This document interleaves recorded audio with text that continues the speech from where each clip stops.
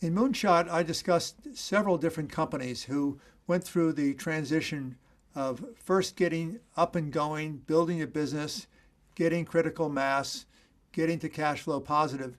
But then as they started to look out to the future, they said, okay, I've got a starting point for my business, but I realize now, in order to build the really transformational business that I want, that's going to be truly a multi-billion-dollar business, that I have to take what I built so far and I've got to move it up, ratchet it up to the next level. I'll give you a few examples. At Zeta Interactive, David Steinberg started out by building a business that was acquiring customers largely for educational institutions.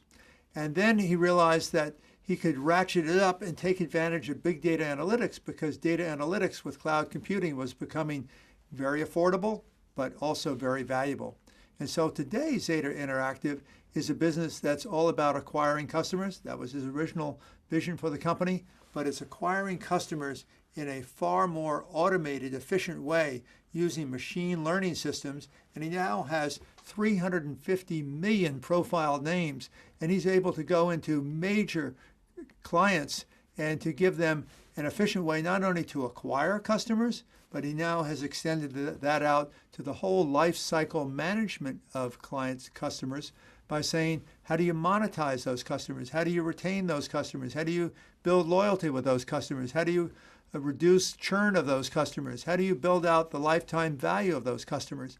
So Zeta Interactive has turned into an incredibly valuable company that is built off of its initial business vision that David Steinberg had, but it's now built out the whole life cycle management of a customer. Randy Parker, the CEO and founder of MD Live, had a business that started out with low acuity care for telehealth, which has become a very valuable and important business. But now he's been able to ratchet up into even higher gross margin parts of telehealth, into chronic care, into the whole added value of therapies for clients, that has enabled him to build out a business that offers a range of telehealth services that are even more important and more profitable than in the initial low acuity care that he started with. So just because you're successful hitting the first proof of concept and you're proving that it's scalable doesn't mean that's the end of the journey. More typically, it's only the beginning of the story. And you take that success and you say, now that I've got my base platform in place, how do I ratchet that up to the next level? In both the case of Zeta Interactive and in the case of MD Live, that has meant moving to new domains of expertise, bringing in new talent, bringing in people who can help the company grow.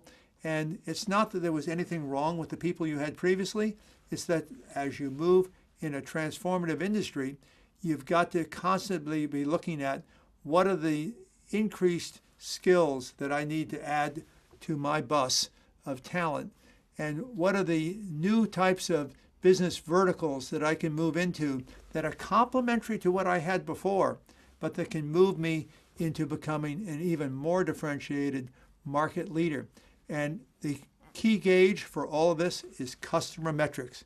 You never want to compromise on the customer experience. You never want to compromise on the delivery of an end-to-end system that delivers that customer experience at lower and lower costs, because the world we live in today, while there are tremendous opportunities for transformative businesses, you can be sure that technologies are commoditizing at a rate that we've never seen before. And so if you stand still and assume that the economics that you had a year ago are the economics that you're going to have 2 years from now, that's very naive. The cost of technology is always going to go down. It's always going to commoditize. And what can differentiate you and create value up is domain expertise. And as you gain domain expertise, often in multiple domains, remember connecting the dots between multiple domains is what adaptive innovators do, then you can start to say, how do I keep building my knowledge of the customer, making customers smarter and smarter, and taking advantage of the fact that customers now trust other customers, and customers now trust the machine learning of smart data even more than they trust they trust traditional brands. And it's keeping all of these ideas in play that enables you to build truly multi-billion-dollar transformative businesses. It's all about smarter customers, getting smarter with smarter data, taking advantage of technology, but it's always commoditizing technology, building out your domain expertise, expanding your business by bringing capital to bear, and not only looking at the customer metrics, but also looking at the cash flow metrics, the growth working capital metrics, the gross margin metrics, and looking at that as complementary to your customer metrics. So building transformative businesses are an incredible opportunity, but at the same time, it's a moving target. It never stands still. It's always in motion. And the moment that you think you can pause and sit back and relax because you found the secret to success, that's when you're most vulnerable. And that's why it's so difficult for successful companies to avoid becoming victims of their own success, because they often think they're successful and it's sustainable.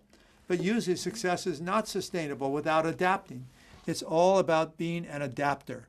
Whether you're an adaptive innovator, who is someone who is saying, okay, I can take things that I learned from the success of others around me and adapt that to what I'm building, or whether you are an adaptive corporation that says, I can build on my success, but I also have to be willing to risk everything that I built before to go out and try something entirely new if it's going to be an exceptionally better way to deliver an experience to a customer.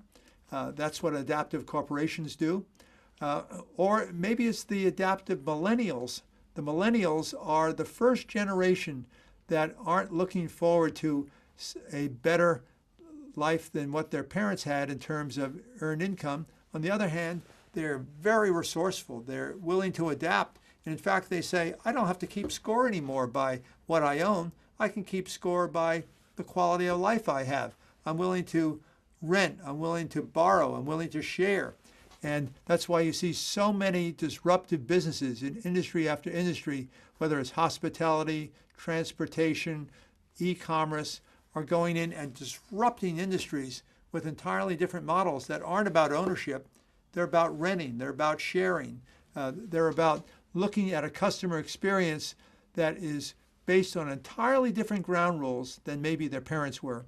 So think of the adaptive millennial, think of the adaptive corporation, think of the adaptive innovator, all ideas we reveal and unpack in Moonshot, the book, and which are part of the video learning series that we put together. We have tried to connect the dots between these important learning experiences so that you'll have the tools that you will want as you go out to build your own transformational multi-billion-dollar company.